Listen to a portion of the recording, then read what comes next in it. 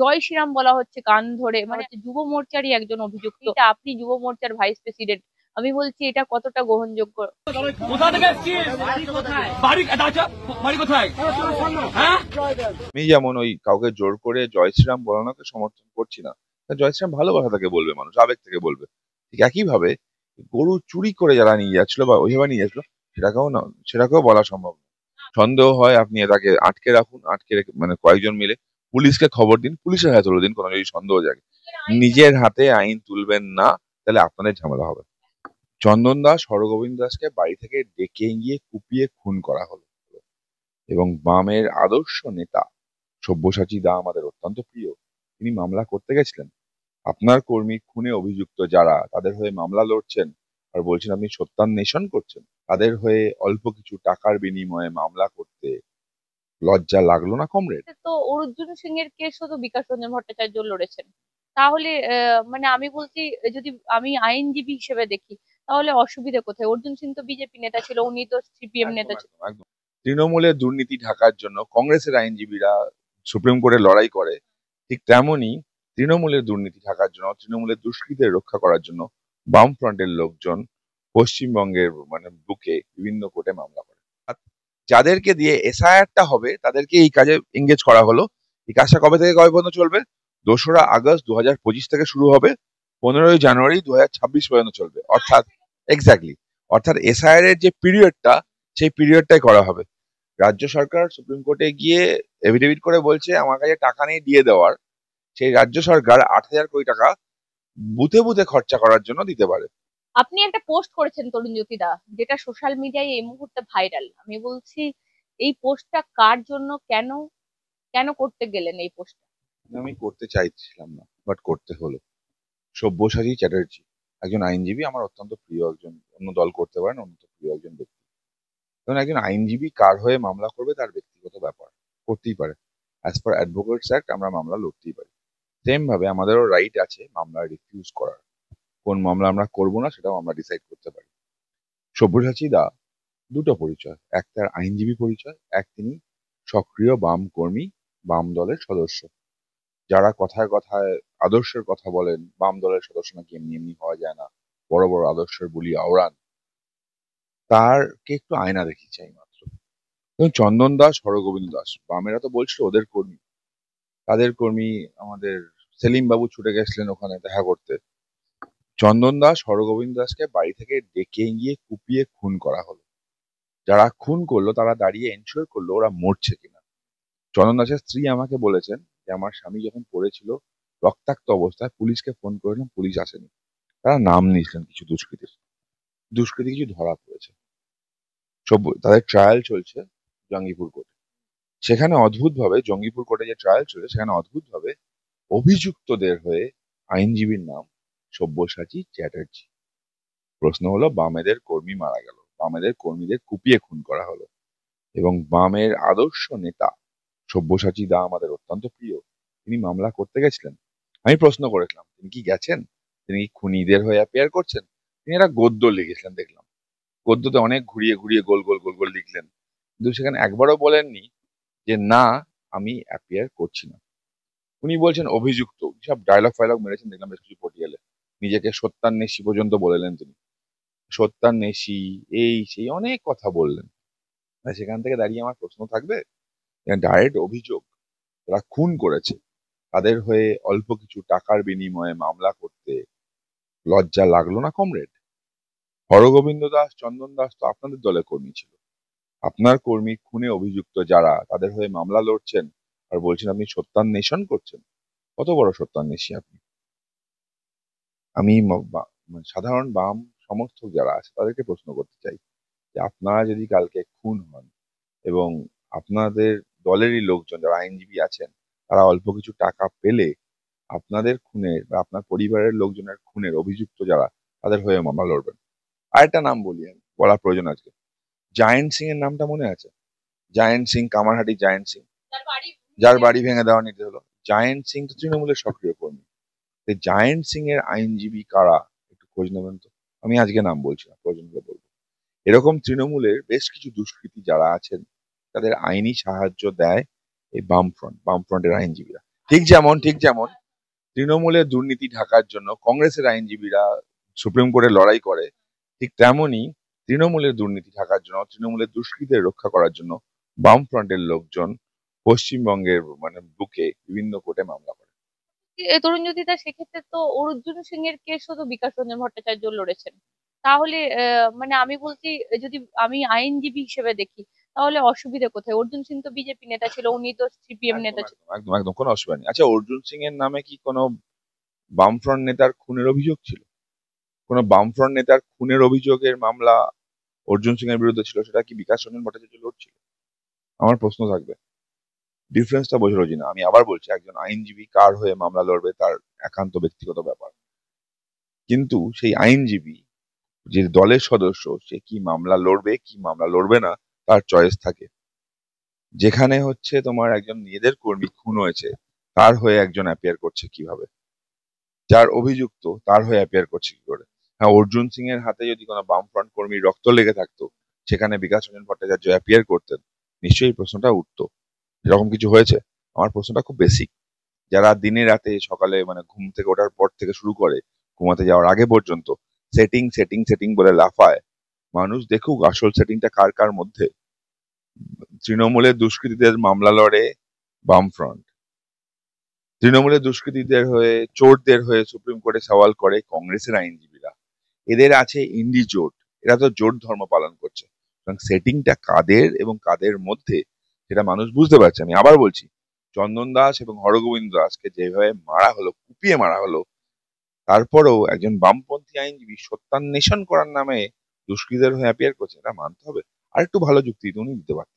আমি বলছি, আরেকটা জিনিস জিজ্ঞাসা করবে, উনি যদি বলেন যাদেরকে অভিযুক্ত হিসেবে বলা হচ্ছে তারা অভিযুক্ত আসল নয়, তাদেরকে ফাঁসিয়ে দেওয়া হয়েছে, সেজন্যই আমি লড়াই করছি। উনি বলেছেন তো, অবভিয়াসলি উনি বলেছেন। আমি বললাম না, বেসিক কনসাইন্স থাকে। কর্মীর পরিবার যাদের নামে অভিযোগ করছে, কর্মীর পরিবার যাদেরকে পয়েন্ট আউট করছে, তোমার দলের কর্মী মানে তোমার পরিবারের অংশ, তাই না? আমার দলের কর্মী মানে আমার পরিবারের অংশ। আমার দলের কর্মী মানে এ অভিযোগ করছে, সেটাকে আমি পাত্তা দেবো না? দেখি নো ওয়ান কিল জেসিকার মতো ব্যাপার স্যাপার নেই, যে জেসিকা লালকে কেউই মারেনি। পরিবার অভিযোগ করলো যাদের নামে, তাদের বিপক্ষে তাদের হয়ে মামলা করছেন। আমি আবার প্রশ্নটা সেখানে, প্রশ্নটা এখানে আইনজীবী সত্তার নয়। একজন আইনজীবী মামলা করতে পারেন, সেই সত্তার না। একজন বাম নেতা আইনজীবী সত্তার, যে দলের আদর্শর কথা বলেন, যে সকালে ঘুম থেকে ওঠার পর থেকে ঘুমাতে যাওয়ার আগে পর্যন্ত তৃণমূল বিজেপি সেটিং করে লাফান, সে আজকে বলুক সেটিংটা কার কার মধ্যে। একই সাথে আরেকটা জিনিস, আজ থেকে পাড়ায় পাড়ায় শুরু হলো। 10 লক্ষ টাকা করে প্রত্যেকটা বুথে মুখ্যমন্ত্রী ঘোষণা করেছিলেন, আমার পাড়ায় আমরাই সমাধান করব। মানে আমাদের সমাধান, আমাদের পাড়া আমাদের সমাধান, APAS স্কিমটার নাম। স্কিমের এপি একটা এসবই ইস্যু হয়েছে, আমি দেখছিলাম। দেখে আমার মনে সন্দেহ জেগেছে একটা। তোমার দর্শকদের মনে জায়গাটা স্বাভাবিক। রাজ্য জুড়ে এসআইআর হবে। এসআইআর কারা করবে? সরকারি কর্মচারীদের করবে, বিএলওরা করবে। স্টেপ ওয়াইজ কি, একদম ওপর থেকে যদি আমি ধরি, chief secretary, district magistrate, SDO, BDO এবং নিচু ক্ষেত্রে সরকারি কর্মচারীরা। এদেরকে যাতে এঙ্গেজ রাখা যায়, এরা যাতে এসআইআর এ ইলেকশন কমিশনকে হেল্প না করতে পারে, তাই জন্য এই আপনাদের পাড়া আমাদের পাড়া আমাদের সমাধান বলে স্কিম চালু করলো। এই স্কিমে কাদের কাদের যুক্ত করা হলো? চিফ সেক্রেটারিকে, ডিস্ট্রিক্ট ম্যাজিস্ট্রেটকে, এসডিও কে, বিডিও কে এবং অন্যান্য সরকারি কর্মচারীদের। অর্থাৎ যাদেরকে দিয়ে এসআইআরটা হবে তাদেরকে এই কাজে এঙ্গেজ করা হলো। এই কাজটা কবে থেকে কবে পর্যন্ত চলবে? 2রা আগস্ট 2025 থেকে শুরু হবে, 15ই জানুয়ারি 2026 পর্যন্ত চলবে। অর্থাৎ এক্স্যাক্টলি, অর্থাৎ এসআইআর এর যে পিরিয়ডটা, সেই পিরিয়ডটাই করা হবে।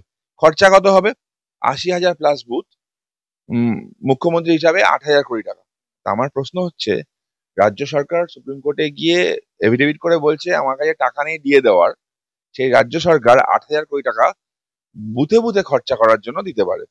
যে রাজ্য সরকার রাস্তাঘাটের মেরামত করছে না, সে রাজ্য সরকার এই এপিএ স্কিমটাতে খরচা করতে পারে।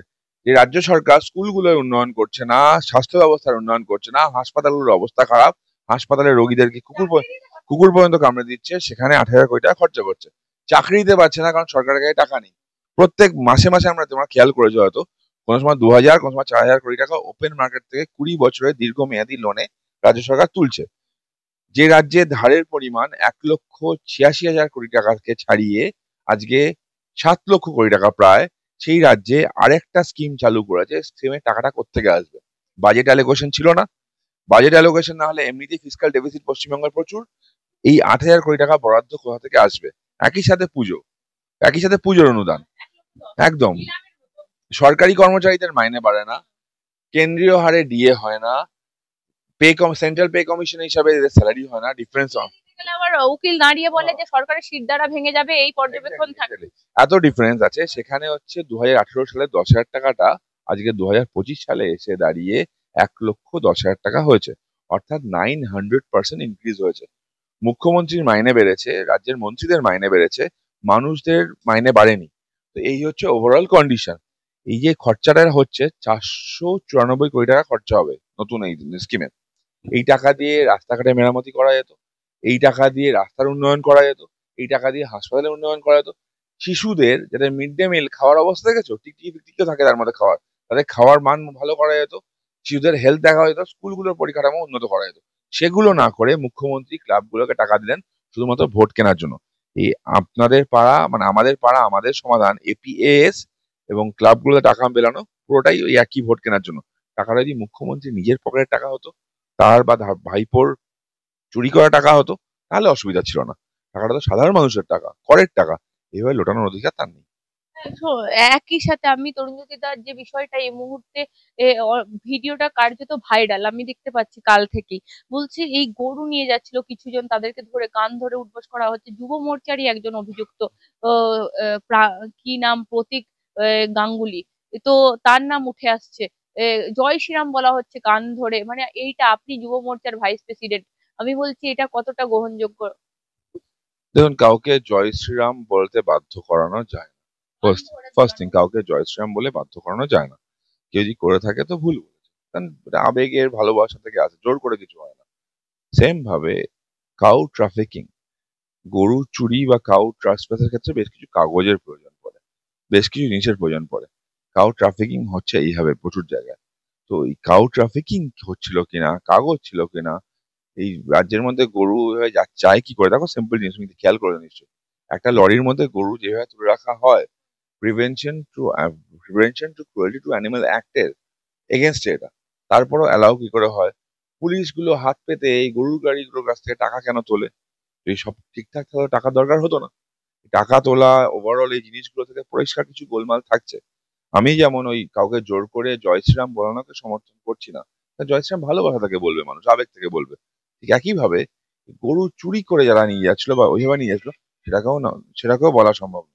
আমি বলছি তো আমরা নিজেরা তো মানে তাকে শাস্তি দিতে পারি না, আমরাই তো বিচার করতে পারি না। পারি না, আমরা পুলিশের গায়ে দিয়ে দেবো অবভিয়াসলি। কোনো কেউ দোষ করলে পাবলিক শাস্তি দিতে পারে না, তাদেরকে অবভিয়াসলি পুলিশের গায়ে দিয়ে দেবে, এবং সেটাই দেওয়া উচিত। আমি আবার বলছি, কাউকে জোর করে কিছু হয় না। আমরা আইন ব্যবস্থা নিজের হাতে তুলে নিতে পারি না। কেউ যদি করে থাকে, সকল মানুষের উদ্দেশ্যে আমার একটাই বার্তা, কোনো জায়গায় যদি সন্দেহ হয়, even public can arrest, individual person can arrest, সেটা প্রভিশন আছে লয়। সন্দেহ হয় আপনি তাকে আটকে রাখুন, আটকে রেখে মানে কয়েকজন মিলে পুলিশকে খবর দিন, পুলিশের হাতে তুলে দিন। কোনো যদি সন্দেহ জাগে, নিজের হাতে আইন তুলবেন না, তাহলে আপনাদের ঝামেলা হবে। একই সাথে আরেকটা জিনিস অরূপ চক্রবর্তী বলার চেষ্টা করেছে, আপনি দেখবেন প্লেনের মধ্যে একজনকে এক চড় মারা হয়েছে, মানে দাড়ি টুপি পরেছিলেন। আমি বলছি সেখানে বোঝানোর চেষ্টা করা হয়েছে উনি উনি হয়তো সংখ্যালঘু সম্প্রদায়ের নয়, যিনি চড়টা উনাকে মেরেছেন। আমি বলছি পরবর্তীকালে এলে সেই তো বিধাননগর। দেখলাম দেখলাম দেখলাম দুজনই সংখ্যালঘু সম্প্রদায়ের, অ্যারেস্ট হয়েছে। হ্যাঁ, তার কিছু মেন্টাল প্রবলেম ছিল বা কি ছিল আমি জানি না, অ্যারেস্ট হয়েছে। এবার অরূপ চক্রবর্তী কেন এটা বোঝানোর চেষ্টা করেছে, অরূপ চক্রবর্তী জানে। ওনার সাথে যোগাযোগ নেই। হ্যাঁ, অনেক বড় বড় ডায়লগ, ওনারা বড় বড় ডায়লগ দেন। আজকাল বাংলার প্রীতি বেড়েছে, আসলে বাঙালি প্রীতি ওনাদের আছে, বাঙালি প্রীতি নেই। প্লেনের কেস কি হয়েছে উনি জানেন না, চর নিয়ে অনেক বড় বড় গল্প লিখে দিলেন। এরা ওনারা প্রায় করেন, এরা প্রায় করেন। কিন্তু আমি আবার বলছি, এরা আসলে একটা মিথ্যে ক্যাডার করছে, এরা আসলে একটা মিথ্যে ছড়াচ্ছে, সত্যিটা মানুষের সামনে আছে।